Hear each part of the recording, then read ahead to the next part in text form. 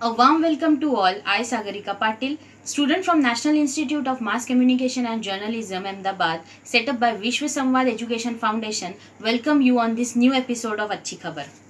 On the peak of negativity around us, surrounding with all kind of negative news, we stand promising to bring you some positive news through this e-magazine.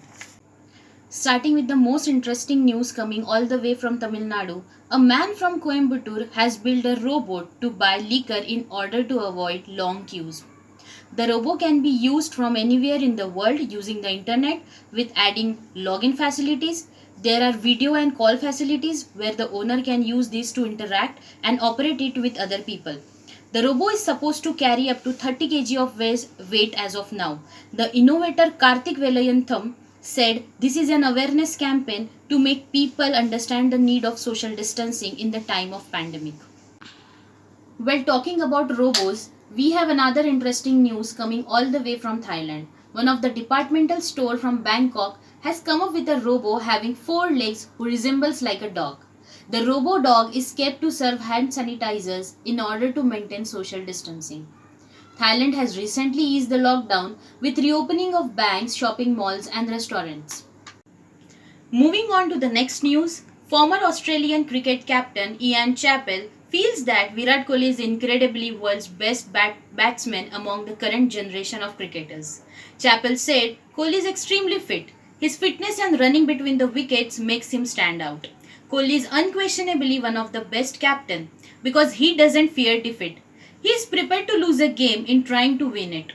This approach is appreciable. Chappell praised the Indian captain in an interview on YouTube hosted by Radhikrishnan Srinivasan. Now I hand over the second phase of bulletin to Avni. Thank you Sagarika. तो चलिए बढ़ते हैं अगले समाचार की तरफ। पूरे देश के कारीगर अपने वतन जाना चाहते हैं और बस सुविधाएं बंद है। ऐसे समय में कारीगरों को अपने वतन पहुंचाने के लिए कई बस ड्राइवर सामने आए हैं। तो उसी प्रकार के समाचार हमें गुजरात से मिल रहे हैं। तो चलिए उनके बारे में बातचीत करते हैं। गुजरात के सूरत से रत्न कलाकारों को उनके वतन पहुंचाने के लिए एसटी बस के 22 ड्राइवर 9 दिन से 18 घंटे काम कर रहे हैं।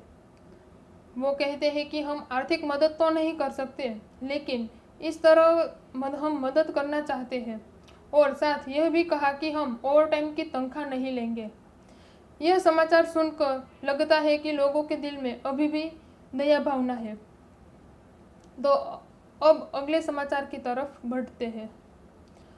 अपने वतन जाने के लिए बेचैन है लोग। ऐसे में लोग अपने वतन वापस जाने के लिए कई नए नए रास्ते अपना रहे हैं। कोई लोग साइकिल से जा रहे हैं तो कोई लोग बाइक से जा रहे हैं। ऐसे में एक अजीब ही किस्सा सुनने को मिल रहा है, लेकिन एक आदमी ने अपने वतन वापस जाने के लिए कुछ अलग ही जुगाड़ किया है। ना वो कोई बड़ा इंजीनियर है, वो एक शाकभाजी बेचने वाला ही है। वो अपने साथ 8 लोगों को ले जाने के लिए बाइक को मॉडिफाइड करके कार्ट बनाया है, जिसमें अपने साथ अपने लोगों को ले जा सके और वो गाजियाबाद से बिहार निकल पड़े। तो अब बढ़ते हैं अगले समाचार की तरफ। अभी लॉकडाउन में लोगों की शादियां रुकी हुई है। कई लोग शादी कर रहे हैं। ऐसे समय में हमें अजीब अजीब शादी के किस्से सुनने को मिल रहे हैं। तो हमारा अगला समाचार शादी के बारे में है। जयपुर में अजीब शादी की गई, जिसमें बारातियों का स्वागत फूल की हारमाला से नहीं लेकिन मास्क से किया गया है और बारातियों बिना बैंड बाजा के ही नाचे। इस शादी में मेन बात तो ये है कि दूल्हा और दुल्हन ने भी मास्क पहना हुआ था। इस फोटो में आप देख सकते हैं कि दोनों ने मास्क पहना हुआ है। यह शादी में 50 मेहमान ही उपस्थित रहे थे और यह शादी सोशल डिस्टेंसिंग का पालन करते हुए की गई है। तो चलिए अगली बात हम उन महान शख्स की करते हैं जो एक दौड़वीर है, जिनके घर पुत्री का जन्म हुआ है। महान स्प्रिंटर बोल्ट पहली बार पिता बने हैं। उसकी पत्नी कैसी बेनेट ने पुत्री को जन्म दिया है। 33 साल के बोल्ट ने सोशल मीडिया में बताया था कि बेनेट ने मां बनने वाली है। जमैका के प्रधानमंत्री एंड्रयू होलनेस ने सोशल मीडिया पर बोल्ट को पुत्री के जन्म की शुभकामनाएं दी। तो आगे के लिए जुड़ेंगे हमारे सहयोगी आयुष तिवारी। धन्यवाद अवनी। तो आगे बढ़ते हैं अन्य अच्छी खबरों के साथ। सोने सा दमका जयपुर का आमेर महल। वर्ल्ड म्यूजियम डे पर दर्शकों ने ऑनलाइन दीदार किया आमेर फोर्ट का। 18 मई को वर्ल्ड म्यूजियम डे पर जयपुर के आमेर महल पर की गई विशेष लाइटिंग। लॉकडाउन के वजह से सैलानी तो नहीं पहुंच सके, लेकिन देसी विदेशी दर्शकों ने महल को ऑनलाइन दीदार किया। यह पहली बार हुआ जब लोगों ने इस अद्भुत नजारे को ऑनलाइन देखा। अब खबर खेल जगत से। लॉकडाउन के दौरान खेल जगत के दो दिग्गज ने इंस्टाग्राम पर घंटों बातचीत की। जी हां, भारतीय क्रिकेट टीम के कप्तान विराट कोहली और भारतीय फुटबॉल टीम के कप्तान सुनील छेत्री ने 1 घंटे तक इंस्टाग्राम पर बातचीत कर अपना अनुभव साझा किया। विराट ने कुछ निजी जानकारियों को भी साझा करते हुए कहा कि मेरे पिता ने सिलेक्शन के लिए रिश्वत नहीं दी, और जज्बात से भर देने वाली बात यह कही कि उनके पिताजी ने कहा, मेहनत करो, कुछ करके दिखाओ और आगे बढ़ो। अब खबर आत्मनिर्भर भारत की ओर से। पूरा देश इस वक्त कोरोना वायरस से जंग लड़ रहा है। लॉकडाउन का चौथा फेज भी सोमवार से शुरू हो चुका है।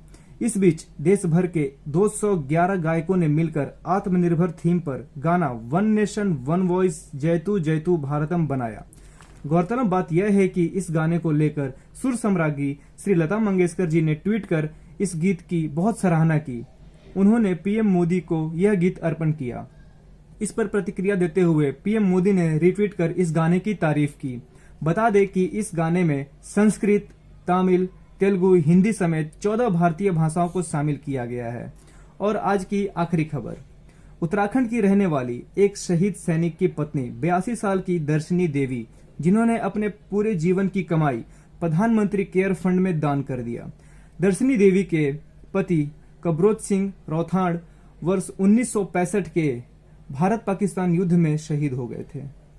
दर्शना देवी खुद ही नहीं बल्कि दूसरों से भी पीएम मोदी केयर फंड में दान करने के लिए कहा। हम सलाम करते हैं ऐसे जज्बात की, और हम सलाम करते हैं उन हजारों कोरोना योद्धाओं की जो इस मुश्किल घड़ी में हमारी रक्षा कर रहे हैं। मैं आयुष तिवारी। आगे हमारे साथ हमारे और भी सहयोगी जुड़ेंगे। तब तक के लिए देखते रहिए अच्छी खबर। धन्यवाद।